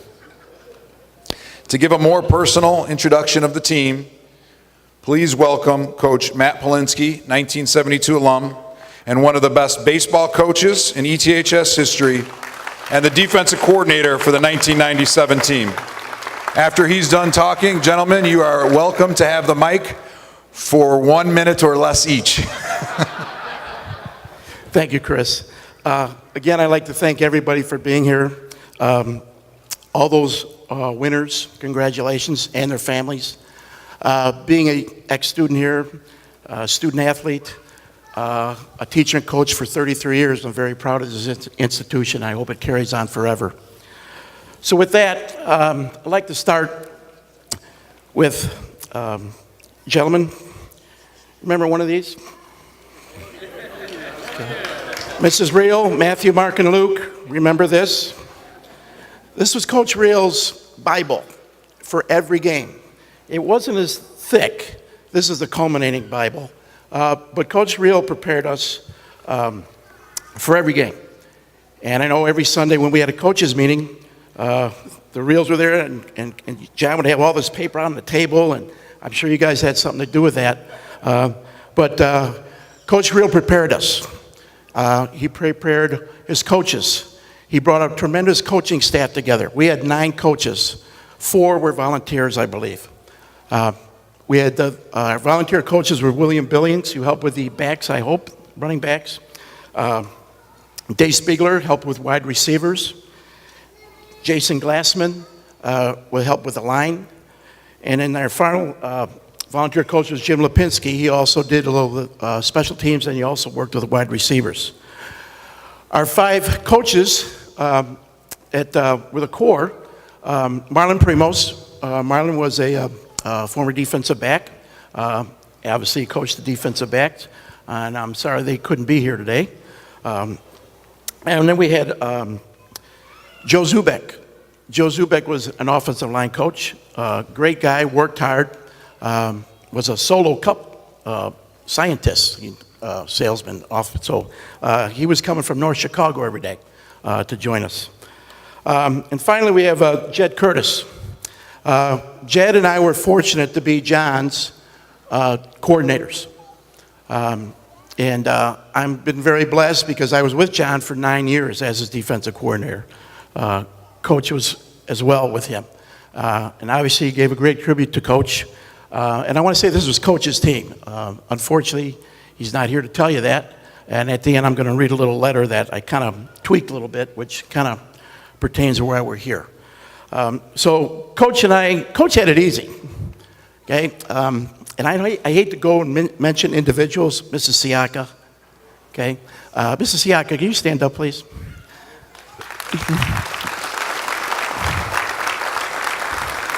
Excuse me, Mrs. Massaquoi, Siaka Massaquoi's mother. She's representing Siaka. Siaka's in Spain, is that correct?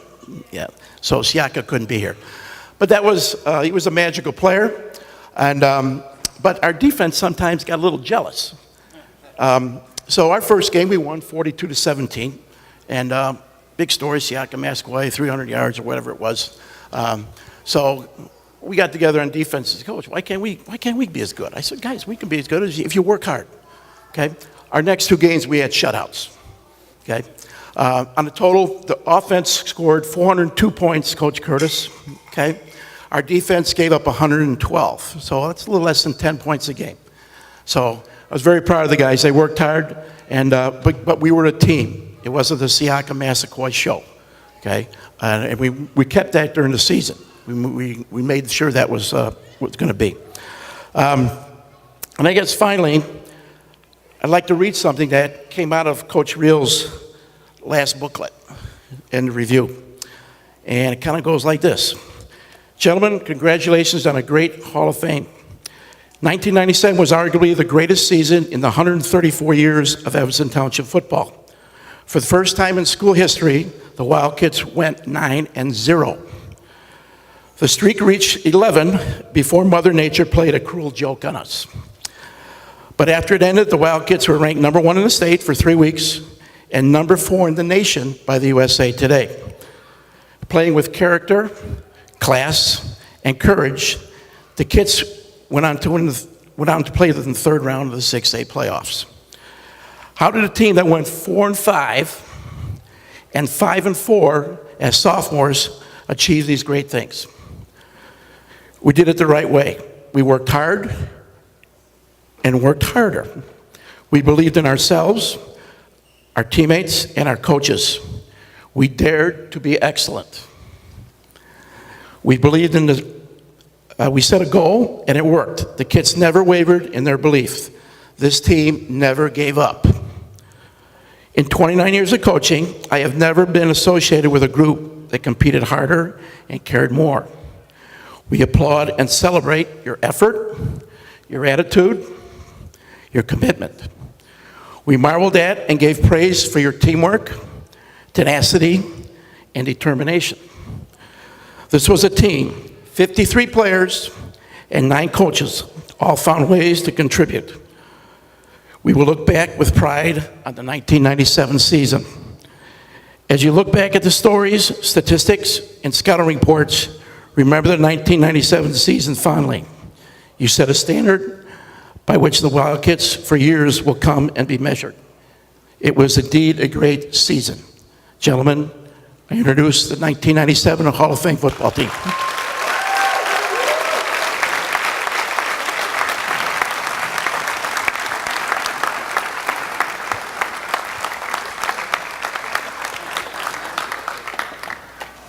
Gabe? Yep. I'll wait for them to get short. I know, I'm listening. Yeah.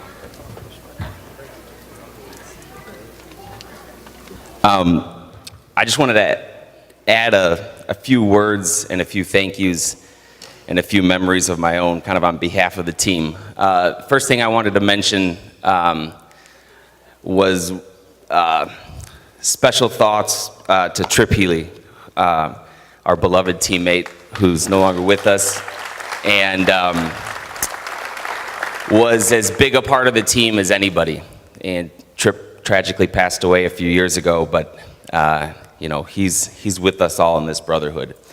A special thank you to Coach Reel and his family. I think the impact that Coach had on us, despite all the wonderful words said about him today, we still didn't even completely touch kind of what he meant to us and what he did for us as boys becoming men and learning skills, not just on the football team, but to lead us through life. I want to thank Chris, ETHS, the athletic department. You know, this is an incredible honor for us, and you know, it's something that really puts a nice capstone on a credible part of our lives. There's been some mention of that terrible day, November 15th, 1997, at Andrew. And I've spent a lot of time trying to think about why that happened beyond just the snow or the football part of it. How did this amazing thing that we were on get derailed, and why? And I don't know that there's a ton of reason in it, but any way you cut it, we had 2 weeks left, and it was going to be finished. And it would have been maybe a sweeter story to tell our grandchildren that we went down to Champaign and won it all. But I really think the lasting legacy of our team and what we learned is that it was beyond teammates, it was beyond friends, it was a true brotherhood. And it can't be expressed in just sharing memories or talking about good times. It's something that transcends sports, friendship, and life. And yes, it would have been great, and I think we had the team that deserved to go all the way. But I really think the greatness of our team and that season, we reached our apex. that there was maybe a little bit left on the field, but in terms of what we did as young men and the impact that's had on our lives and the way that's motivated us to kind of go out and live kind of under the tutelage of John Reel, Coach Curtis, Coach Polinsky, Coach Levatino, Coach Gunter, everybody. That impact is indelible, and it's made us into, I should say, some fine men. So I don't know if anyone else has anything to say, but thank you all so much. Ricky, okay. Keep it brief.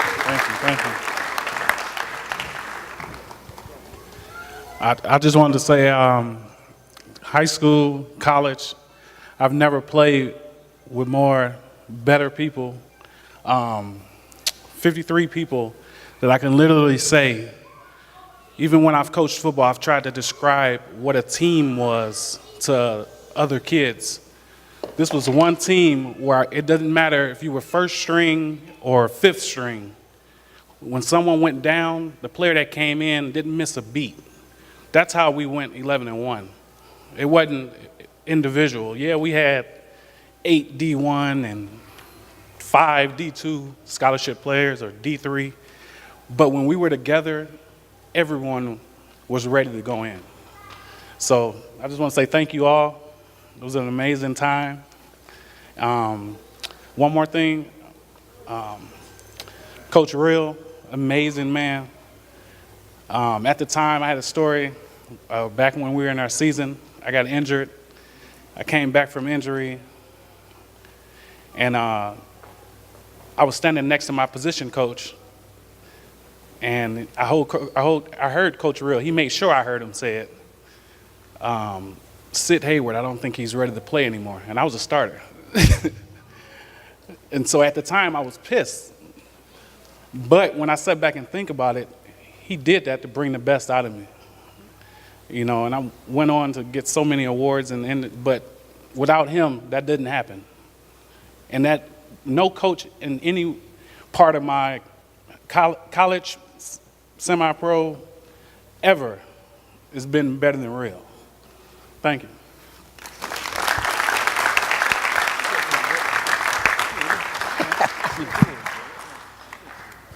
Very quickly, how's family doing? Just happy to see everyone here. When I think about how great this team was, my brother's next to me. The yards were great, the wins were awesome. The times that we had in the locker room, back and forth on buses were undescribable. But I'd be remiss if I didn't take the chance to tell you all how great you are, not necessarily because of the wins and losses, but when I see the men that you are, when I see your families, when I see the smiles on your children's faces, when I see the lives that you all have cultivated, the homes that you have built, the relationships that some of us taking care of our parents now and some of us getting ready to take care of our parents. But when I see these things, that's how you know this was truly a great team. That's how we know that we were truly meant for something special and that we truly did something special. It's really emotional when I look back to all the young men that we've played with that kind of stayed with us all 4 years and those who fell off by the wayside. But again, when I look to see the men that I get to stand next to, when I get to see the smiles on wives' faces, when we all get together, that's what's really special to me. So thank you. It's a true honor. Thank you. One more real quick. Thank you, Jovan. And on that note, I just want to go back to Trip Healy and Coach Reel. They will live on in us, all of us, for the rest of our lives. And they gave us something that we can never lose, and that's power, strength, perseverance, and love for fellow men, all of us, everyone, women too, of course. I'm sorry. But they just instilled this by being themselves, and we're lucky and blessed to have been a part of their lives. And I miss them both, and I love you all.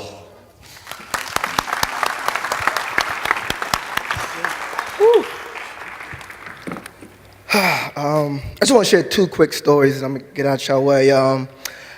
You know, football is my first love, man. One day my wife asked me, do you love me or you love football? And I was like, football. The right answer. I didn't have to think about that one right there. And I remember after the Andrew game, and you know, I've been playing football since I was 4, and I didn't know what I was going to do with my life. You know, Siaka and Algie was getting all the big offers from all the schools and all that stuff, and nobody was looking at me because I only had 1 interception. I was a good football player, but I just couldn't catch. And I remember, Coach Real was talking to me, and I was like, I don't know what I'm doing. I've been playing football my whole life, and nobody's, giving me any offers. So one day, later on in the school year, he called me in his office, and he had all 12 of our game tapes. And he said, I can't do it for you, but go ahead and make a highlight tape and send it out to these schools. And I think we had an AV room at that time. I don't know if we still have it. So every day, everybody's out there having fun. And I'm learning how to make VHS and put a tape in, hit the record. So I made a highlight tape. And I sent it out to those schools he told me to. And one of them offered me a 4-year scholarship to play football at the next level. So I'm forever, anything I do now, this Coach Real got me there, because I didn't really know what to do after high school. But I want to end on a sad note. I want to end on something positive. So I was fortunate to have an older brother that graduated from here in 1991, played with Cecil Martin and all that good stuff. And as a younger man, I was like, big bro, man, what's some word of advice, man? I'm going up to varsity. What should I do, man? He says, brother, don't ever sit in the front row. I said, don't sit in the front row. He said, when Coach Real's talking, don't sit in the front row. So, okay, I don't know what he's talking about. So I get up there, and so we're holding up. I said, let me go in the front. And I sat down in the front, and I knew why. He said, don't sit in the front row, because they got a whole bunch of spit on my forehead. So that's all I want to say, man.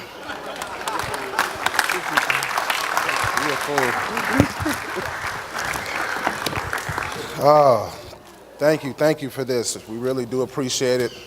Really do appreciate it, but I just want to call Ryan Healy up. Ryan, can you come up, please, and come accept this plaque for your brother, our brother. Come accept this plaque for our brother.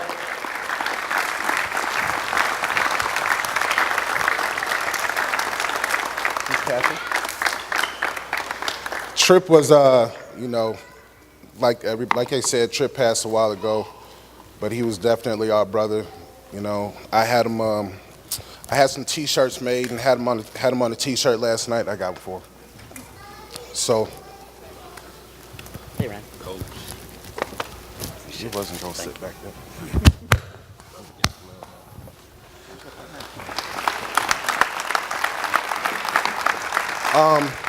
So yeah, I definitely wanted to give that to him. I didn't want him to sit back there and, feel not welcome, because he's always welcome. He's family. Oh, I didn't want him to feel not welcome. He's welcome. He's always family.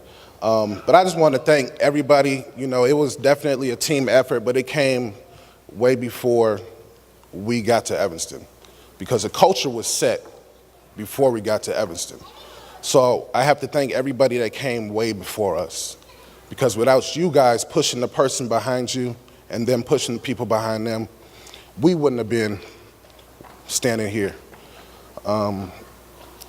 So I just want to thank everybody for that. You guys paved the way for us, and we tried to do the same thing, pass it on. Myself, I'm a coach here at Evanston, Coach Nance, football coach at Evanston, Coach Hobson, varsity football coach. I coached track, which was Finney. Finney was our freshman football coach, and we felt like we were on the track team, but we didn't know why, because we ran so much freshman year, but we had no idea why he would make us run so much. We was like, we just got to get conditioned. That was it. That was all. We had to be conditioned until track season came by, and I was walking through the field house, and I heard, girl, get your doggone butt. And I looked, I said, hold on now, Finney, a track coach? Oh, I don't see why we was running so dang on much on this freshman year, you know. But, you know, definitely, Finney, Finney, could you come up too? Because you definitely had a part in what we did. Yeah?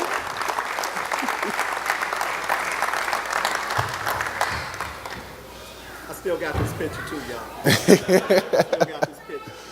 Yeah, but yeah, I want to hold you guys. I just wanted to thank everybody that came before us, everybody that had a hand in helping us out. All of you guys, Hall of Famers, you guys set the standards. Cecil Martin, I know he wasn't here. I think Cecil Martin, you know, you set the standard for us to try to beat what you did. And that's what we did. Freshman year, we told ourselves freshman year, when we saw those seniors walk off the field with their head down, that's not going to be us. Sophomore year, we saw the same thing. We said that's not going to be us our senior year. Junior year and senior year. Unfortunately, it was us, but we made it our mark before we walked out that field. We left our mark, and as you can see, it shows with our brothers, my brothers standing here and us being in the Hall of Fame. We left our mark, and you guys appreciated that, and we appreciate you guys. Thank you.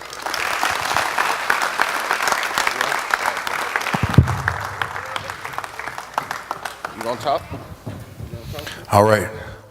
Our final congratulations of the day to the 1997 football squad. Congratulations on your induction to the yep. Go ahead, Stoney. Take us home. All righty. Hey, how's everyone feeling? I promised to make it short and sweet. Everyone feeling good? I just want to start off by first saying thank you to Mrs. Real. Thank you so much. When I joined this team, I was an underclassman, and I had an opportunity. And man, gosh, when you get a shot, I just ran with what I had. I want to thank you guys so much. These were my bigger brothers. I'm from the islands. I grew up with 6 boys, cousins, stuff like that. And when I got on this team, I looked up to each and every last one of you all, but I wanted to beat you all in everything too, really, right? So, but Coach Real just meant so, we had a special relationship. Coach Gunter, man, freshman year, you did so much for me. I just really just wanted to say thank you, just because Coach Real and I had a special relationship. Sophomore year, if it wasn't for Coach Real as a sophomore, I had a full ride scholarship to Boston College. Guys, that don't even happen, right? You know, you had the person there. I was over there because you couldn't really do some of those things. Junior year, I had a scholarship from every Division I school because of Coach Real. Those tapes that you're talking about, Coach Real made that happen. So by my junior year, I had every day after school, they were calling all the time. And so, you know, sometimes my wife and I, we sit down, we talk, and I'm like, my gosh, Coach Real did so much for me. Mrs. Real, we drove all the way down to Illinois, right? And Coach Real made a lot happen for me. And he always meant a lot to me. Cecil, thank you so much. Went down to Illinois. Coach Real, Stoney, you're going to love Illinois. Promise you, I'm going to introduce you to some people. You're going to love it, right? I meet Cecil. Cecil goes, man, congrats. Evanston, you're coming to Wisconsin, right? Coach Real gives me, Cecil, come on, Cecil, leave him alone. He's coming to Illinois, right? And so I just wanted to say thank you so much, because even after I graduated from Indiana University, Coach Real, we always had a relationship. The boys, I know so much about you guys, more than you know. And one of the reasons why I decided to get involved in real estate investments because you and what Coach Real shared with me and the opportunity. So more or less, I just wanted to personally say thank you to you all. You all have no idea how hard I was literally trying to just beat you all in everything that I could possibly do. Trip Healy, funny story. When I went up to varsity, it was raining one day, and Trip tackled me, sat on my helmet to let me know what it was going to be like playing with these varsity guys. And these guys just really hardened me. And so, one last thing that I want to share with you guys, because I don't share this with a lot of people. You know, it was my junior year that, I mean, we were number 1, number 4. When I went to college, everyone asked me about that.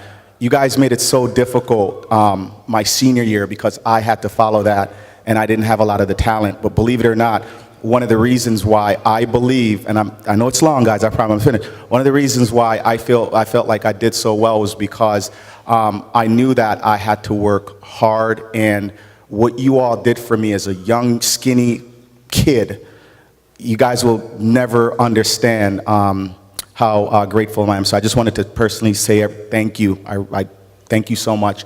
Reels, thank you as well.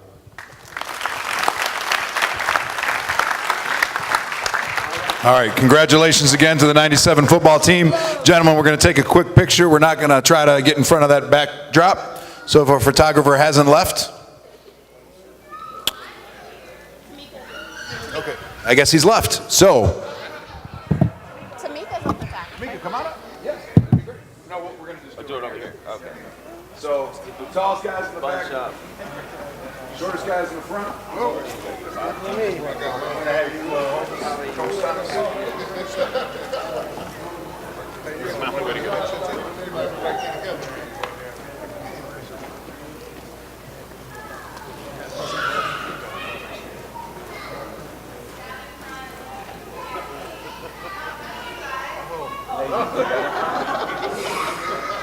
All right, when the paparazzi's done, we'll let Tamika take the official picture.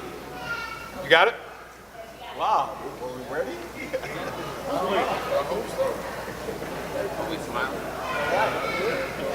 right.